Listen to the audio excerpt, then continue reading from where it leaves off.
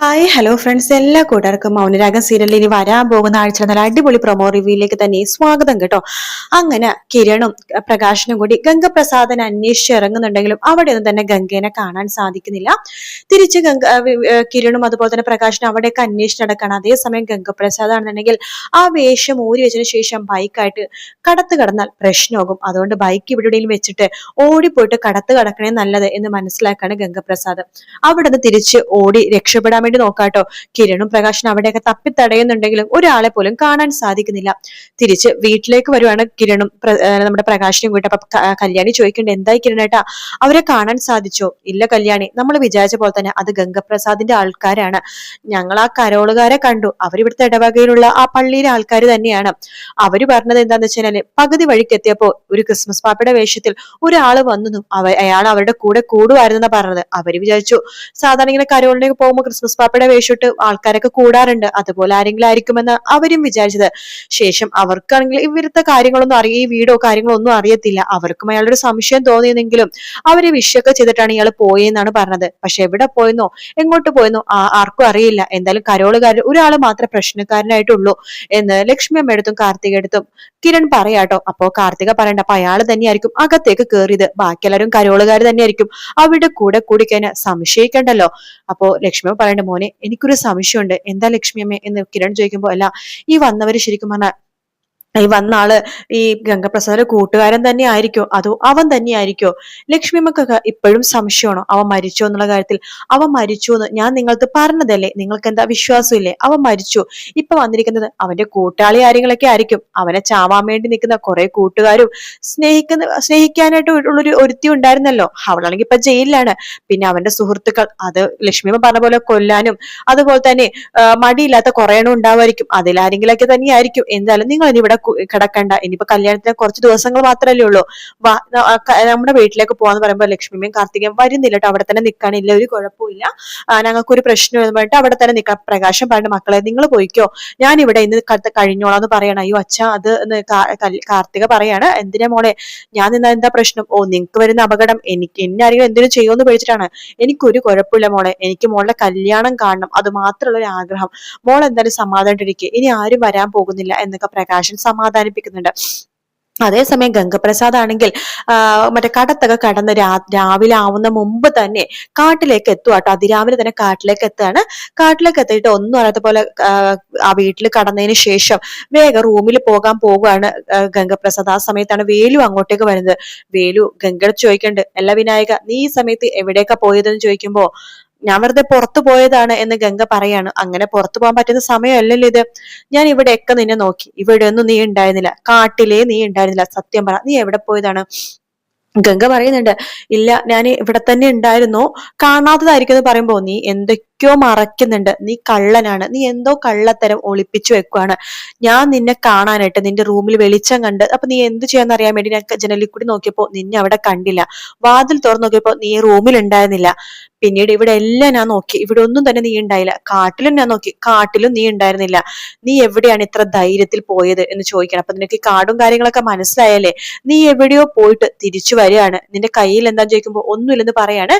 വേലു തട്ടിപ്പറിച്ച് നോക്കുമ്പോഴേക്കും അത് ക്രിസ്മസ് പാപ്പയുടെ വേഷമായിട്ടോ. ഓഹോ, അപ്പൊ നീ ക്രിസ്മസ് പാപ്പയുടെ വേഷിട്ട് എവിടെയോ പോയതാണല്ലേ എന്ന് ചോദിക്കുമ്പോ ഗംഗ ഒന്നും മിണ്ടുന്നില്ല. അപ്പൊ വേലു പറയണ്ട്, നിന്റെ കള്ളത്തരെ എനിക്ക് നന്നായിട്ട് മനസ്സിലായി. ഇന്നല്ലെങ്കിൽ നാളെ എന്തായാലും എന്റെ മാമനും മാമിയും ഈ സത്യങ്ങളൊക്കെ മനസ്സിലാക്കും. അപ്പൊ നിന്നോട് ചവിട്ടി പുറത്താക്കോടാ. പക്ഷെ ചവിട്ടി പുറത്താക്കണ മുമ്പ് നിനക്ക് ജീവൻ ഉണ്ടാവില്ല. ജീവനില്ലാത്ത നിന്റെ ശവമായിരിക്കും ചവിട്ടി പുഴയിലേക്ക് എറിയാൻ പോണത്, മനസ്സിലായോ? നിന്നെ കുറെ ആൾക്കാർ ദുഷ്ടന്മാര് ചേർന്ന് മരിച്ചു എന്ന് പറഞ്ഞിട്ട് പുഴയിലേക്ക് തള്ളി എന്നല്ലേ നീ പറഞ്ഞത്. പക്ഷെ ഇനി നീ മരിച്ചു എന്ന് വെച്ചിട്ടാ, മരിച്ചിട്ടാണ് എന്നെ പുഴയിലേക്ക് തള്ളാൻ പോണത്. അത് ഞാനും എന്റെ മാമൻ തന്നെ ആയിരിക്കോടാ. ഞങ്ങളെ ചതിച്ചാൽ നിന്നെ വെറുതെ വിടില്ല എന്നൊക്കെ പറഞ്ഞിട്ട് വേലു വളർന്ന് പോവാട്ടോ. ഗംഗപ്രസാദ് സമാധാനമാണ്. ഹാവു, അങ്ങനെ കാടെത്തി എന്നൊക്കെ പറഞ്ഞ് സമാധാനത്തില് ഗംഗപ്രസാദ് അവിടെ ഇരിക്കാട്ടോ. അങ്ങനെ പിറ്റേ ദിവസം തന്നെ നമ്മുടെ വേലു ആണെങ്കിൽ രതീഷിനെ ഫോൺ വിളിക്കുന്നുണ്ട്. ഹലോ രതീഷ് സാറേ. ആ പറ വേലു, അതെ തേൻ ശരിയായിട്ടുണ്ട് എന്ന് പറയുമ്പോഴേക്കും, ആണോ, എങ്കിലേ ഞാൻ കിരൺ സാറിനോട് പറയാം, കിരൺ സാറിന് ആണ് ആവശ്യം, കിരൺ സാറിന്റെ നമ്പർ ഞാൻ നിനക്ക് തരാം എന്ന് പറഞ്ഞിട്ട് കിരണിന്റെ നമ്പർ കൊടുക്കാണ്. അങ്ങനെ വേലു കിരണിനെ വിളിക്കേണ്ടത്. ഹലോ ഹലോ ആരാ എന്ന് കിരൺ ചോദിക്കുമ്പോ, സാറേ ഞാൻ വേലു ആണ്, കാട്ടിലെ. ആ മനസ്സിലായി, പറ വേലു, തേൻ ശരിയായിട്ടുണ്ട്. ആണോ, ഞാൻ അങ്ങോട്ട് കൊണ്ടുവന്നരാം സാർ. വേണ്ട വേണ്ട, ഞാൻ അങ്ങോട്ട് വരാം. കിരൺ പറയുന്നുണ്ട്, വേണ്ട വേലു, ഞാൻ അങ്ങോട്ട് വന്നോളാം. അയ്യോ സാറേ, ഇങ്ങോട്ടേക്കോ? അതെ, കാടൊക്കെ ഒന്ന് കണ്ടിരിക്കാലോ വേലു, അത് നല്ല രസമല്ലേ? ഈ നാട്ടിലെ ജീവിതം അടുക്കുമ്പോൾ നമുക്ക് ഈ കാടൊക്കെ കാണാനൊരു പ്രത്യേകതയല്ലേ? പിന്നെ ഞാൻ ഒറ്റക്കായിട്ട്, എന്റെ ഭാര്യയും കൂടി ഉണ്ടാവും. ആണോ? എങ്കിൽ സാർ എപ്പോഴാ വരുന്നത് പറഞ്ഞാൽ മതി, ഞാൻ ഇവിടെ എല്ലാം അറേഞ്ച് ചെയ്ത് വെക്കാം. എങ്കിലും ഞങ്ങൾ നാളെ തന്നെ വരാം. ആണോ? സാർ എപ്പോഴത്തേക്ക് എത്തുമായിരിക്കും? ഞങ്ങൾ നാളെ ഉച്ചയോടുകൂടി തന്നെ കടവത്ത് എത്താമെന്ന് പറയണം. ശരി സാറേ, ഞാൻ സാറിനെ കൂട്ടിക്കൊണ്ടുവരാൻ വേണ്ടി കടവിൽ എത്താമെന്ന് വേലു പറയുന്നുണ്ട്. ശേഷം സന്തോഷത്തോടെ വേലു ഈ കാര്യം മൂപ്പനോടും ഭാര്യയെടുത്തും പറയണം. അതെ, ഞാൻ കഴിഞ്ഞ ദിവസം ഒരു സാറിനെ കുറിച്ച് പറഞ്ഞില്ലേ, രതീഷ് സാറിന്റെ കൂടെയുള്ള ഒരു സാറ്, കിരൺ സാറ്, അവരിവിടെ വരുന്നുണ്ട് എന്ന് പറയാണ്. ഇങ്ങോട്ടേക്കോ? എടാ, നിന്നോട് പറഞ്ഞില്ലേടാ നഗരത്തിലുള്ള ആൾക്കാർ നിങ്ങളോട് ക്ഷണിക്കരുന്ന്. എന്റെ മാമ അവരൊക്കെ നല്ല ആൾക്കാരാ, അല്ലാതെ ഇവിടെ കൊണ്ട് നിർത്തിയേക്കണ വിനായകനെ പോലത്തുള്ള ആൾക്കാരൊന്നല്ല, നല്ല ആൾക്കാരാണ്. പിന്നെ അദ്ദേഹം ഒറ്റക്കല്ല, അദ്ദേഹത്തിന്റെ ഭാര്യയായിട്ടാണ് വരുന്നത്. എന്തായാലും വരികയല്ലേ, വരട്ടെ. അവർ തേ മേടിക്കാൻ വേണ്ടി വരുന്നത്, പിന്നെ ഈ കാടൊക്കെ കണ്ടിട്ട് അവരപ്പം തന്നെ അങ്ങോട്ട് പോകും എന്ന് പറയാണ്. ശരി, വരട്ടെ. അല്ല, അവരെന്തെങ്കിലും ദുരുദ്ദേശത്തോടെ വരുന്നുണ്ടെങ്കിൽ വേലു, നിന്നെ ഞാൻ വെച്ചേക്കില്ല എന്ന് നമ്മുടെ മൂപ്പൻ പറയണില്ല. അവര് നല്ല ആൾക്കാരാ, എനിക്ക് ഉറപ്പുള്ള ആൾക്കാരാ വരാൻ പോണത്, എനിക്ക് വേണ്ടപ്പെട്ട ആൾക്കാരാന്നൊക്കെ വേലു പറയുന്നുണ്ട്. അപ്പൊ ഇതൊക്കെ തന്നെ ഗംഗപ്രസാദ് കേൾക്കണ്ട. ഈശ്വര, ആ കിരണും കല്യാണിയും എങ്ങാനും ആണ് ഇങ്ങോട്ട് കെട്ടിയെടുക്കണതെന്നൊരു സംശയം ഗംഗപ്രസാദിന് തോന്നണം. അപ്പോ അമല് ചോദിക്കണ്ടേ എന്താന്ന് ചോദിക്കുമ്പോഴേക്കും ഒന്നുമില്ല, ആരുടെ കാര്യം പറയണേന്ന് ഇങ്ങനെ അറിയാത്ത പോലെ ചോദിക്കാട്ടെ നമ്മുടെ ഗംഗ. അപ്പൊ അമല് പറയണ്ടോ, അതോ നാട്ടിൽ പോയപ്പോ ആരൊക്കെയോ വേലുവേട്ടൻ പരിചയപ്പെട്ടു, അവരിങ്ങോട്ട് വരുന്നുണ്ടെന്നാ പറഞ്ഞത് കാട് കാണാൻ എന്നിങ്ങനെ പറയാണ്. അപ്പൊ തന്നെ ഗംഗപ്രസാദിന് അവരിങ്ങോട് വരുമ്പോഴേക്കും ഇവിടുന്ന് മുങ്ങണം എന്നൊരു വിചാരത്തിൽ ഇങ്ങനെ നിൽക്കാട്ടോ. അമലുവിനോട് പറയണ്ട്, നാട്ടിലേക്ക് വരുന്ന ആൾക്കാർ വരുമ്പോ എന്നെ ഇവിടുന്ന് എവിടെയെങ്കിലൊക്കെ മാറ്റണമെന്ന് അമലുവിന്റെ സഹായം ചോദിക്കുകയാണ്.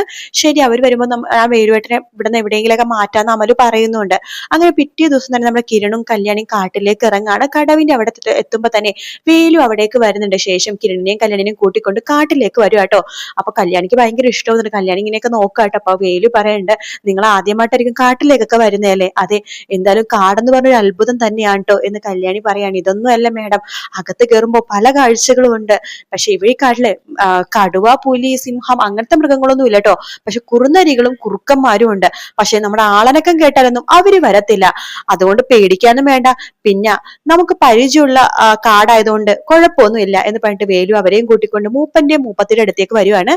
മാമ, ഇതാ ഞാൻ പറഞ്ഞ കിരൺ സാറും, ഇത് കിരൺ സാറിന്റെ ഭാര്യ കല്യാണി മേഡം എന്ന് പറയാണ്. നമസ്കാരം എന്ന് പറഞ്ഞിട്ട് അവര് സംസാരിക്കുന്നുണ്ട്. ഒറ്റ നോട്ടത്തിൽ തന്നെ കല്യാണിയും കിരണും വളരെ നല്ല ആൾക്കാരാണ്. മൂപ്പനും അതുപോലെ തന്നെ മൂപ്പന്റെ ഭാര്യയ്ക്കും മനസ്സിലാവാണ്. അവരെ ക്ഷണിച്ച് അവിടേക്ക് ഇരുത്തുന്നുണ്ട്, ഭക്ഷണം കൊടുക്കുന്നുണ്ട്. ശേഷം തേനൊക്കെ കൊടുക്കണം. അപ്പൊ ഇതൊക്കെ തന്നെ ഗംഗപ്രസാദ് ഒളിഞ്ഞിരുന്ന് നോക്കുവാട്ടോ.